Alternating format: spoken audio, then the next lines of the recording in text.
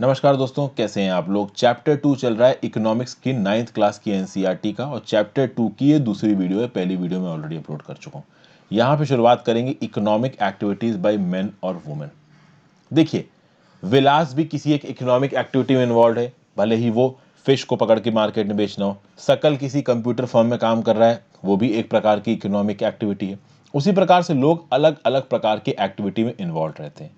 ठीक है भाई, ये जो एक्टिविटीज होती हैं वो तीन main sectors of the economy में बटी हुई हैं। एक सेक्टर है आपका प्राइमरी सेक्टर, एक है आपका सेकेंडरी सेक्टर, तीसरा है आपका टर्शरी सेक्टर। आई होप अब तक आपने जो लास्ट मैंने एनसीईआरटी की वीडियो बनाई थी उसमें जिस वीडियो का रेफरेंस दिया था वो वीडियो आपने देख ली होगी। Primary sector, secondary sector, tertiary sector, quinary sector, quaternary sector, इन पे मैं वीडियोस ऑलरेडी बना चुका हूं। आप जाके इसकी वीडियोस को देखिए। यहां पे फिर से एक बार बात करते हैं बेसिक सेंस में कि प्राइमरी सेक्टर में क्या क्या आता है। तो एग्रीकल्चर प्राइमरी सेक्टर में आता है, फॉरेस्ट्री प्राइमरी सेक्टर में आता है, एनिमल हस्बेंड्री प्राइमरी सेक्टर में आता है, फिशिंग प्राइमरी सेक्टर में, पोल्ट्री प्राइमरी सेक्टर में, फार्मिंग, माइनिंग, क्वेरिंग, ये सब प्राइमरी सेक्टर में। मैन्युफैक्चरिंग सेक्टर किस में आता है? सेकेंडरी सेक्टर में आता है। ठीक है ना भाई। तो भाई ये जो इंडस्ट्रीज चलती हैं जहां पे आपकी चाय की मैन्युफैक्चरिंग हो रही है, स्टील की मैन्युफैक्चरिंग हो रही है, कार की मैन्युफैक्चरिंग हो रही है, ये सब क्या है? ये मैन्युफैक्चरिंग सेक्टर है। और trade, transport, communication, banking, education, health, tourism, services, insurance, ये सब सर्विस सेक्टर में आता है। तो एक कोचिंग इंस्टीट्यूट में आप जाके पढ़ रहे हो, किसी ऑनलाइन कोचिंग पोर्टल से कोचिंग ले रहे हो, तो वो आपका सर्विस सेक्टर में। किसी रेस्टोरेंट में जाके खाना खा रहे हो, सर्विस सेक्टर में। गोवा घूमने गए, रिजॉर्ट में रुके, सर्विस सेक्टर में, टूरिज्म। तो ये हो गया आपका टर्शरी सेक्टर। ठीक है भाई, जिसको आप कभी कभी सर्विस सेक्टर भी बोलते हो। तो भाई तीन sectors, primary sector, secondary sector और टर्शरी सेक्टर। हमारे इकोनॉमी में जो जो भी एक्टिविटीज हो रही है ना, वो इन सेक्टर्स में जो भी गुड्स का प्रोडक्शन हो रहा है, जो भी सर्विसेज का प्रोडक्शन हो रहा है, उसके कंबाइंड इफेक्ट की वजह से हमारे इकोनॉमी में एक्टिविटी हो रही है। आगे बढ़ने से पहले वीडियो पे लाइक का बटन दोस्तों, अगर अब तक आपने इस चैनल को शेयर और सब्सक्राइब नहीं किया, इस पर्टिकुलर वीडियो को शेयर और सब्सक्राइब नहीं किया, तो बिल्कुल कर दीजिए। मेरे द्वारा बनाई गई और वीडियोस को देखने के लिए, मुझे हेल्प करने के लिए आप ज्वाइन बटन दबा के चैनल के मेंबर भी बन सकते हैं। आपको कुछ एक्स्ट्रा वीडियोस भी मिल जाएंगे। इंस्टाग्राम पे फॉलो कर लीजिए, आपके जेन्युइन डॉट से जवाब दूंगा। और जो भी करंट अफेयर्स की मैं वीडियोस बनाता हूं उसकी पीडीएफ के लिए आप टेलीग्राम ग्रुप ज्वाइन कर सकते हैं। सबके लिंक नीचे डिस्क्रिप्शन बॉक्स में दिए हुए हैं।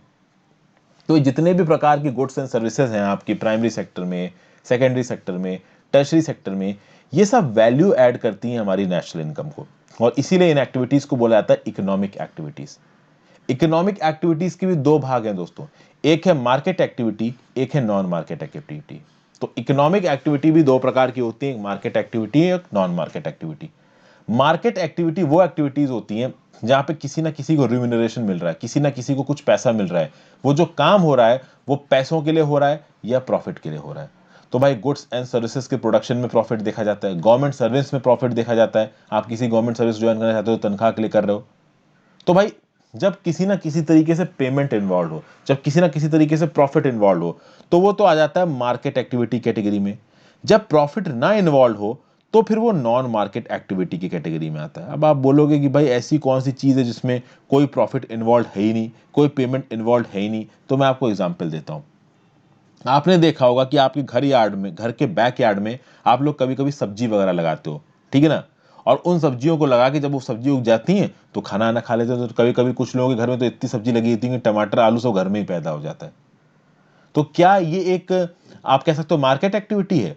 अगर इस सब्जी को पैदा करके आप जाके मार्केट में बेचते तो आपको पैसा मिलता, तो ये मार्केट एक्टिविटी हो जाती। इस सब्जी को आपने अपने घर में पैदा किया और अपने कंजम्पशन के लिए इस्तेमाल कर लिया, तो ये क्या हो गया? ये भाई नॉन मार्केट एक्टिविटी हो गया कि आपने पूरा प्रोसेस किया लेकिन वो प्रोसेस आपने सेल्फ कंजम्पशन के लिए किया। समझ गए बात को? यहां पे तीन प्रकार की इंडस्ट्रीज दिख रही हैं, देखते हैं कौन कौन सी है। पहले यहाँ ट्रैक्टर चल रहा है, एग्रीकल्चर हो रहा है, तो ऑब्वियस सी बात है प्राइमरी सेक्टर की बात हो रही है। दूसरे में आपको इंडस्ट्रीज दिख रही हैं, ठीक है भाई। तो इन इंडस्ट्रीज में हो सकता है पावर प्रोड्यूस हो रही हो सकता है कुछ मैन्युफैक्चर हो रहा हो, तो ये सेकेंडरी सेक्टर हो गया मैन्युफैक्चरिंग वाला। और तीसरा हो गया टर्शरी सेक्टर। यहाँ पे आपको प्लेन दिख रहा है, एक लोगों को एक जगह से दूसरी जगह लेके जा रहा है। ये कॉमर्शियल शिपिंग का एक व्हीकल मिल रहा है, सामान एक जगह से दूसरी जगह जा रहा है, तो ये सर्विस सेक्टर प्रोवाइड कर रहा है, तो टर्शरी हो गया। तो ऊपर वाला प्राइमरी सेक्टर, बीच वाला सेकेंडरी सेक्टर, नीचे वाला टर्शरी सेक्टर। प्राइमरी सेक्टर को अक्सर कर एग्रीकल्चर के साथ जोड़ा जाता है, सेकेंडरी सेक्टर को अक्सर कर मैन्युफैक्चरिंग के साथ जोड़ा जाता है, टर्शरी को अक्सर कर सर्विस सेक्टर के साथ जोड़ा जाता है। तो बैंक वगैरह सब टर्शरी सेक्टर में ही आते हैं। तो ये तीन सेक्टर्स हमने आइडेंटिफाई किए इसकी मदद से, ठीक है भाई। फिर आगे बात करते हैं। देखिए हमारे सोसाइटी में डिवीजन ऑफ लेबर है। डिवीजन ऑफ लेबर के मतलब कुछ सेट नॉर्म्स के पास बटा हुआ है, के हिसाब से ये बटा हुआ है कि ये काम ये पर्सन करेगा, दूसरा काम दूसरा पर्सन करेगा।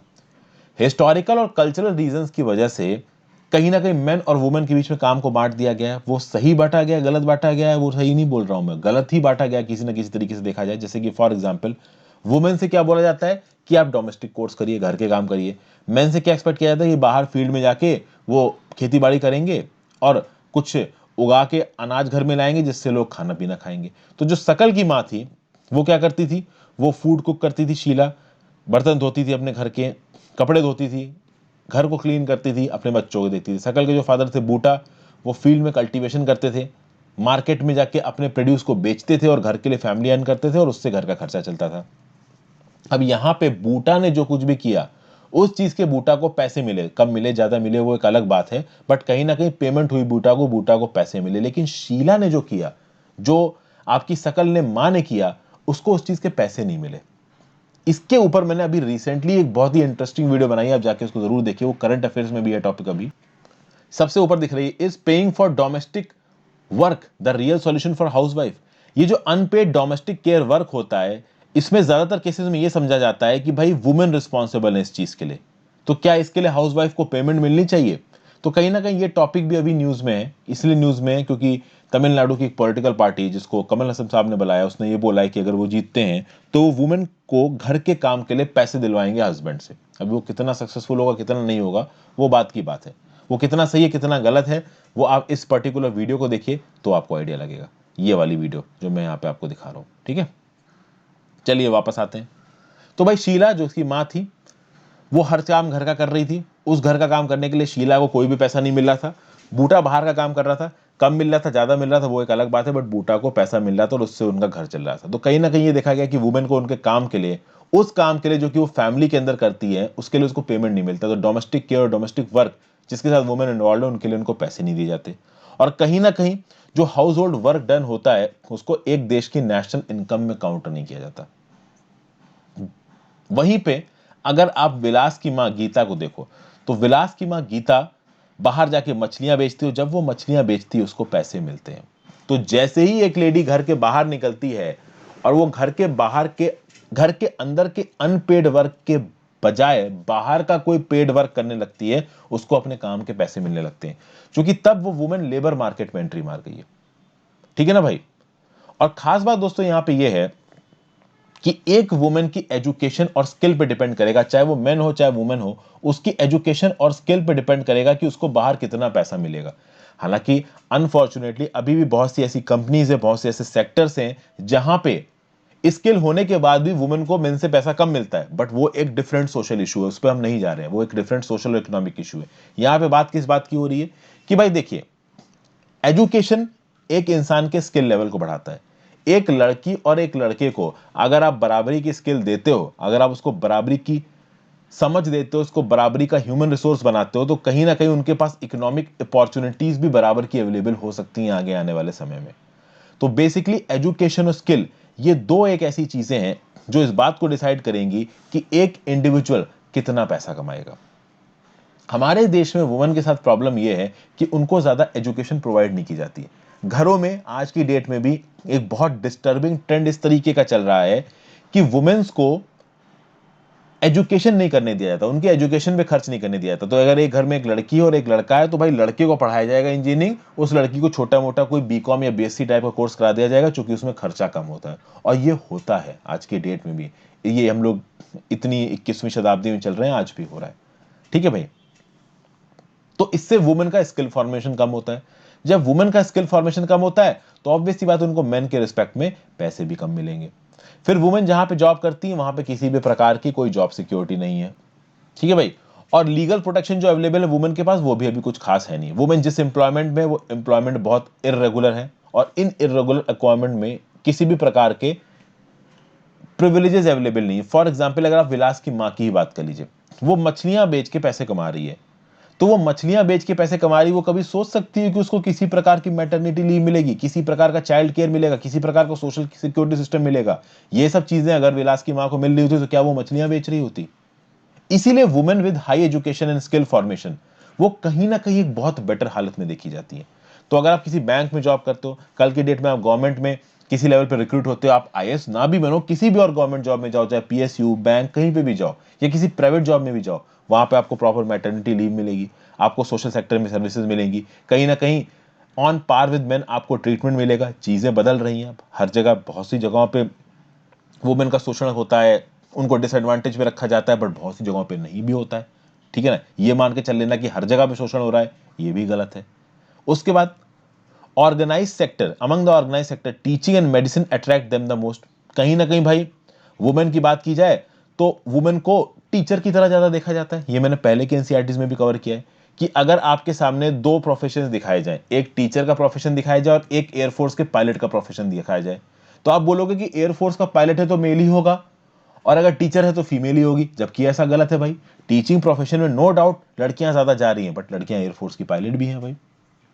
मेडिसिन का फील्ड भी लड़कियों को बहुत अट्रैक्ट करता है, बहुत सारी वुमेन एडमिनिस्ट्रेटिव जॉब्स में आ गई हैं। जब यूपीएससी का नोटिफिकेशन आता है, लिखा होता है ना नोटिफिकेशन के पन्ने के नीचे कि women candidates are encouraged to apply, समझ गए बात को। तो कहीं ना कहीं भाई वुमेन एडमिनिस्ट्रेटिव सर्विसेज जॉब हर जगह पे एंट्री मार रही हैं और कहीं ना कहीं वुमेन को अपनी डिसएडवांटेज को हटाने के लिए ज्यादा साइंटिफिक और टेक्नोलॉजिकल कॉम्पिटेंस लेके आना है, लेकिन उसको लेके आने में समय लगेगा। अभी हम उस लेवल पे नहीं पहुंचे हैं कि इन चीजों को अभी के लिए अचीव कर पाए। फिर बात करते हैं किसकी, फिर बात करते हैं हम लोग क्वालिटी ऑफ पॉपुलेशन की।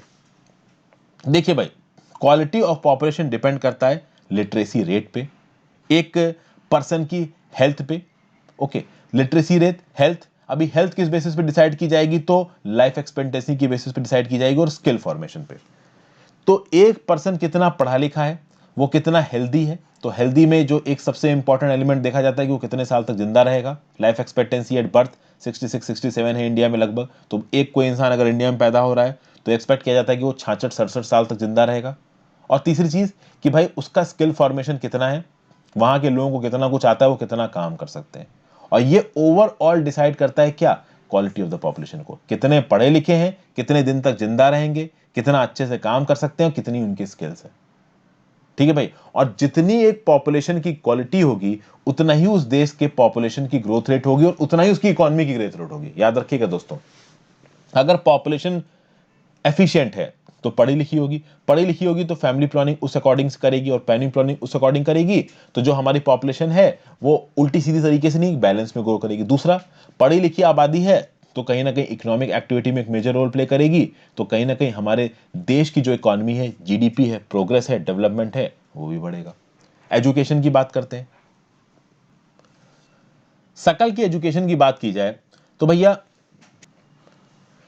सकल की लाइफ की शुरुआत में जो उसे एजुकेशन प्रोवाइड की गई उसके माँ बाप के द्वारा, उसी से उसको एक अच्छी जॉब, एक अच्छी सैलरी मिली। तो हमने देखा कि सकल की ग्रोथ में एक मेजर रोल क्या प्ले कर रहा है, उसकी एजुकेशन प्ले कर रही है। कहीं ना कहीं एजुकेशन ने उसकी जिंदगी उसको बना के दे दी, उसको आगे सपने देखने की हिम्मत दी। एजुकेशन ने उसको तो हिम्मत दी ही दी, साथ साथ सोसाइटी को भी कंट्रीब्यूट किया। समझ रहे हैं ना, वो एक प्रीशियस ह्यूमन रिसोर्स बन के सामने आया। तो एजुकेशन के दम पे नेशनल इनकम बढ़ सकती है, कल्चरल रिचनेस बढ़ सकती है, एफिशिएंसी ऑफ गवर्नेंस बढ़ सकता है। ठीक है भैया, और हमारे देश में बहुत से ऐसे प्रोविजंस हैं जिसके चलते यूनिवर्सल एक्सेस, एलिमेंट्री एजुकेशन में बच्चों को रिटेन करना कि वो अपनी पढ़ाई लिखाई ना छोड़ दें, पढ़ाई की क्वालिटी को मेंटेन करने के लिए भी हमारी सरकार ने बहुत सारी स्कीमें चला रखी हैं। और यहाँ पे एक स्पेशल एम्फेसिस दिया गया है गर्ल चाइल्ड पे। लड़कियों को इस बात के लिए प्रोत्साहित किया जाता है कि वो पढ़ें, बीच में स्कूल से ना ड्रॉप करें। बहुत सारे स्पेशल स्कूल्स बनाए गए हैं हर डिस्ट्रिक्ट में, जैसे नवोदय विद्यालय बनाए गए। वोकेशनल स्ट्रीम्स को डेवलप करने के लिए इंडिया में आईटीआईज बनाए जा रहे हैं, इंडस्ट्रियल ट्रेनिंग इंस्टीट्यूट्स बनाए जा रहे हैं, ताकि वो लोग जो बेसिक एजुकेशन के आगे बढ़ चुके हैं वो इन इंडस्ट्रियल ट्रेनिंग इंस्टीट्यूट्स में सीख के कुछ अच्छा काम कर सके। समझ गया बात को दोस्तों। जो हाई स्कूल में 12वीं कक्षा में जो बच्चे पढ़ते हैं उनको बहुत सारी ऑक्यूपेशन सिखाई जाती है, ताकि उनके अंदर वो नॉलेज और स्किल आ सके कि बाद में नौकरी करके ले अपना कुछ पैसा कमा सके। और इसके लिए अगर आप देखिए तो जो हमारे 5 ईयर प्लान लेके आती है सरकार, सक्सेसिव 5 ईयर प्लान में एजुकेशन के ऊपर जो इन्वेस्टमेंट है वो बढ़ाया गया है। जो पहला 5 ईयर प्लान था वहां पे एजुकेशन को अलॉट किए गए थे 151 करोड़ रुपीस, और अभी जो 11वां 5 ईयर प्लान आया है वहां एजुकेशन को अप्रोक्सीमेटली 3766.9 करोड़ रुपीस एलोकेट किए गए। Expenditure on education as a percentage of GDP 1951-52 में कितना था? 0.64%, और वो 2015-16 में कितने पे आ गया? 3% पे। लेकिन पिछले कुछ सालों में ये 3% पे रुक गया है। ठीक है ना भाई?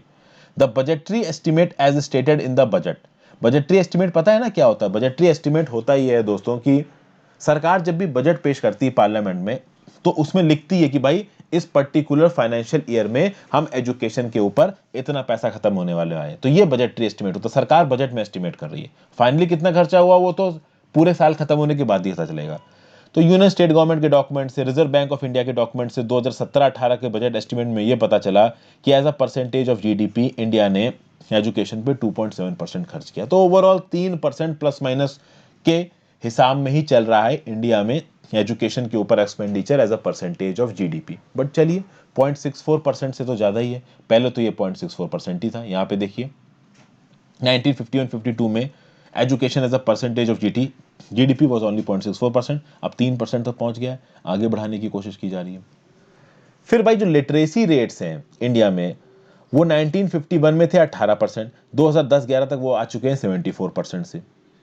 लिटरेसी की बात की जाए तो दोस्तों लिटरेसी एक राइट है, लेकिन ये सिर्फ एक राइट नहीं है, लिटरेसी एक जरूरत है।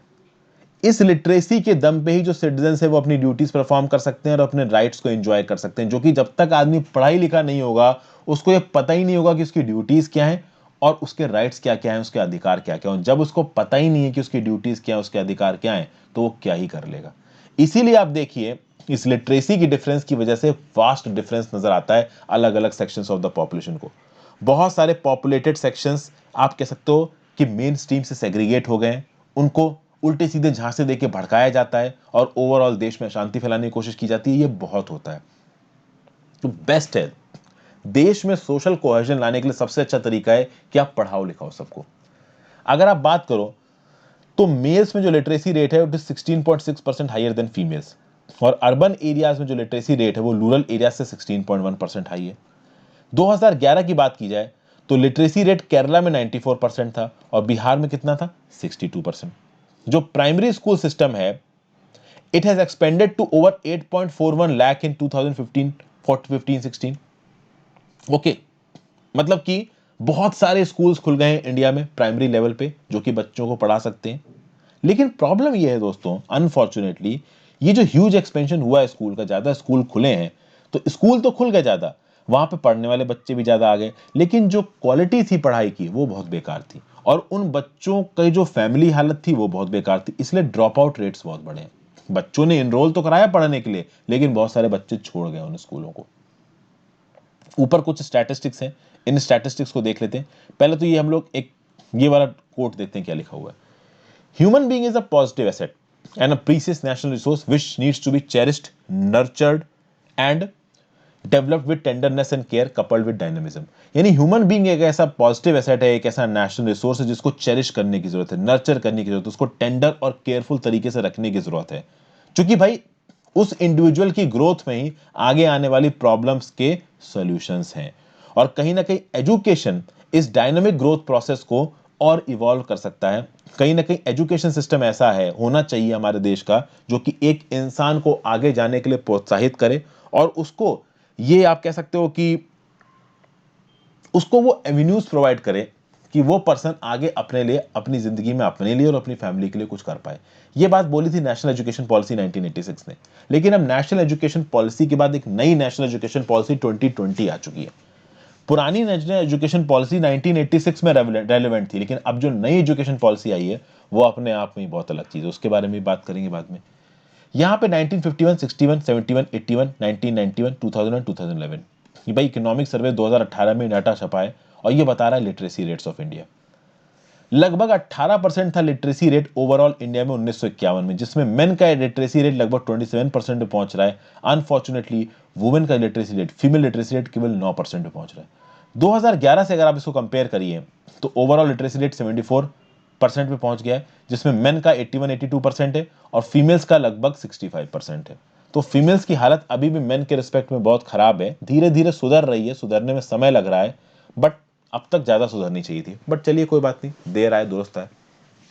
आगे बात करते हैं कि ओवरऑल प्राइमरी एजुकेशन, हम लोग प्राइमरी एजुकेशन की बात करें तो हमने देखा था कि भाई प्राइमरी एजुकेशन में जो नंबर ऑफ स्कूल्स हैं उनको बहुत ज़्यादा बढ़ाया गया है, लेकिन चूंकि वहाँ पे पढ़ाई क्वालिटी की नहीं हो रही है इसलिए बच्चे ड्रॉप आउट कर जाते हैं। तो यहाँ पे प्राइमरी एजुकेशन को सॉल्व करने के लिए सरकार ने स्कीम चलाई थी सर्व शिक्षा अभियान। ये जो सर्व शिक्षा अभियान नाम की जो स्कीम थी, this is a very potent scheme. ये सारे बच्चों का एलिमेंट्री एजुकेशन प्रोवाइड करेगी बाय 2010, 6 से 14 साल के एज ग्रुप में। हालांकि वो हो तो पाया नहीं, अब तो हम 2021 में पहुंच चुके हैं, ये तो 2010 की बात बता रहे हैं।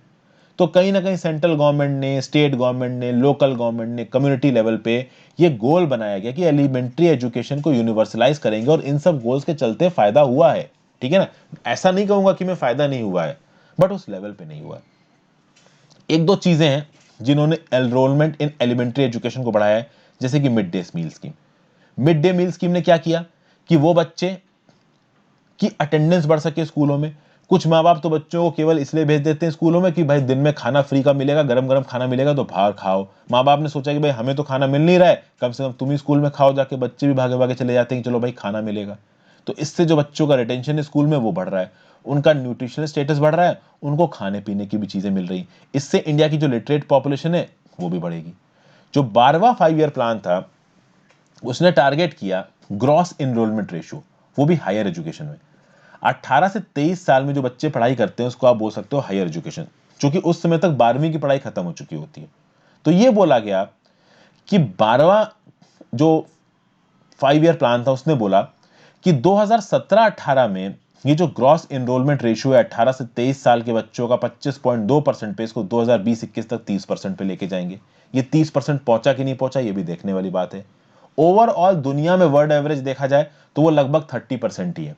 2021 तक 12 5 ईयर प्लान का प्लान था कि ग्रॉस एनरोलमेंट रेशियो को 30% तक देख के जाएंगे। 2021 तो ऑलमोस्ट खत्म ही हो रहा है, कितना पहुंचा वो थोड़ी देर बाद स्टैट से पता चलेगा।